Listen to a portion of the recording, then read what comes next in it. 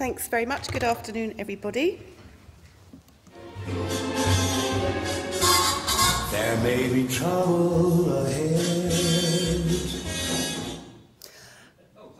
Well, I don't actually think there is trouble ahead.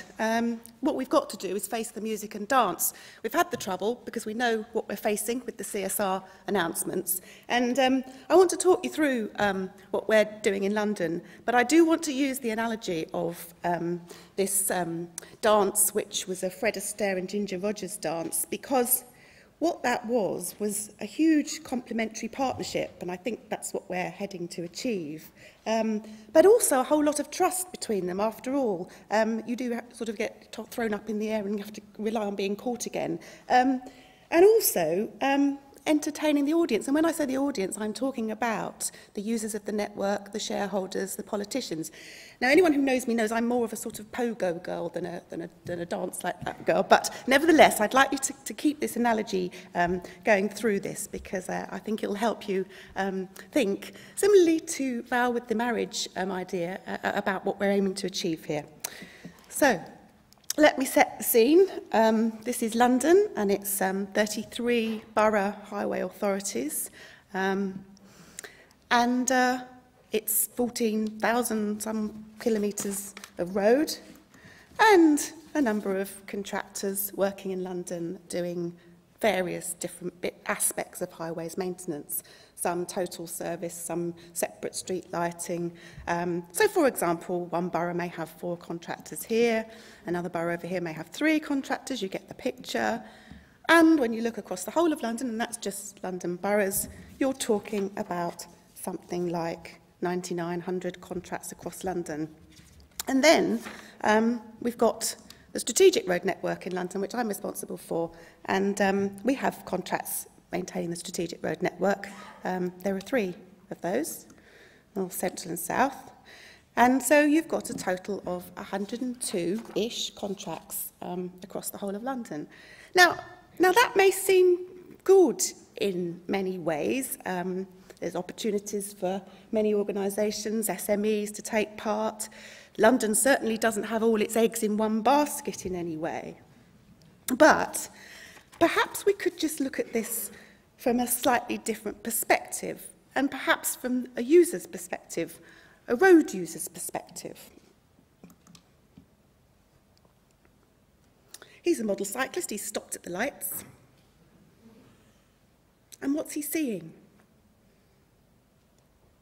A whole host of different contractors. Where you've got an integration of, say, 2 London boroughs and the red route, you could actually, while you're waiting at those lights, have various different contractors employed by various different authorities doing separate pieces of work by view of those 100 contracts. All these different contractors, what a waste of time and money, he's thinking to himself, and he cycles off. Now, he's a highly observant cyclist and model cyclist, as I said, stopping at a red light. But one of the things that's also true about this is not that there are so many contracts across London, but every single one of them has a different way of doing things and a different specification within them. And that really can't be sensible for that. It can't make sense for the public to see that happening in London. So I am part of the Transforming London's Highways Management Board. I chair the board, and what we're aiming to achieve with the work that we're doing with this board is a cost-effective highways maintenance and management service where we've got an absolutely clear understanding, and we're putting a lot of investment into understanding this up front, between service level, cost and risk, and I'll come into that a bit more. Smoothing traffic flows in London through joint forward planning and improved collaboration on work. Just think how many vehicles turned up at that one junction. It could actually happen. And a better and more consistent customer experience. We're talking about reduction in interfaces and the use of a common specification. Now, this board is sponsored and funded by Capital Ambition, the Efficiency Board of London Councils. It has membership across with OGC, with London Councils, various boroughs, both on the highways side and on the procurement side. It's got a number of work streams. We started off doing some work on e-auctions for lighting components, and we've now joined up with the Midlands, and we're doing it on a much wider basis there. A lot of seed sowing going on here. We're looking at highway systems, because that's one of the areas that we picked up was one of the frustrations for the supply chain, in that there's so many difficulties in having different systems interfaces across London. But one of the key aspects of the work that we're looking at is the whole idea of having common specifications across London and common contracts across London. So yeah, that's what we've got. 34 authorities, and it's not 34 specifications actually, it's much more than that, but just think of it in that way. What we're looking to see is one common specification, but recognising that we've got a different road hierarchy across London. And you know, all of these specifications, they're all priced by very clever contractors out there who try and make guesses at what the client wants in the future. That's not really helping us make our decisions. We need to understand the true costs, and that's what we can do much better if we've got a common specification that recognises the road hierarchy. And sometimes it manifests itself in all sorts of ridiculous ways. I don't know whether you can see that, but there's actually two different types of surfacing, two different specifications of surfacing there in the same road. How on earth that happened, I do not know. But what we're doing is we're working with all of the London boroughs and with our the supply chain partners that currently exist in London and those that don't, to get the right common specifications for the varied hierarchy of roads and services that we have in London.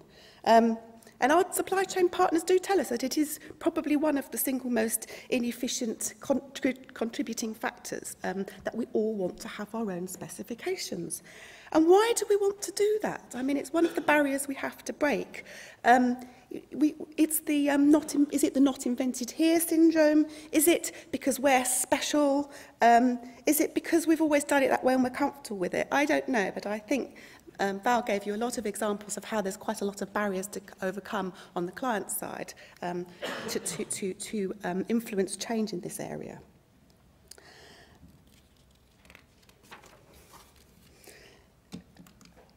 This is something we always talk about in the industry, that we can only succeed if clients understand suppliers' costs and suppliers are open.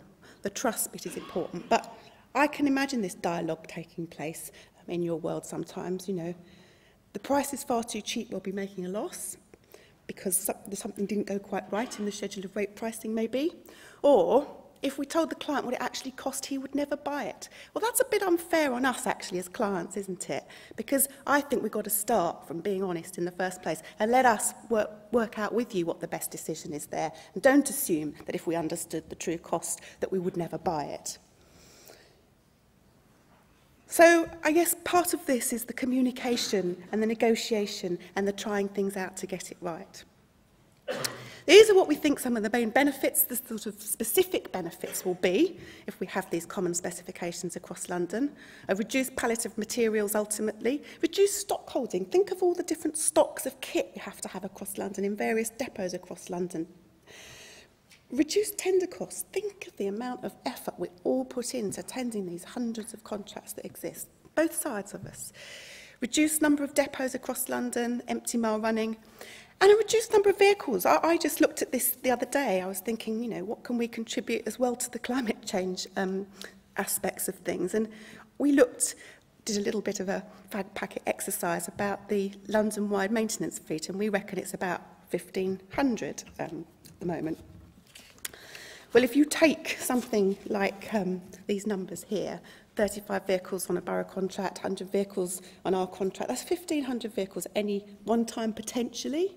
And we worked out that that's about 19 million road miles a year, of which I've illustrated some of that with a new way of working could definitely be reduced. And if it was just 10%, 1.9 million road miles. And that could be several £100,000 in fuel costs alone. So there's one specific example of what we could achieve.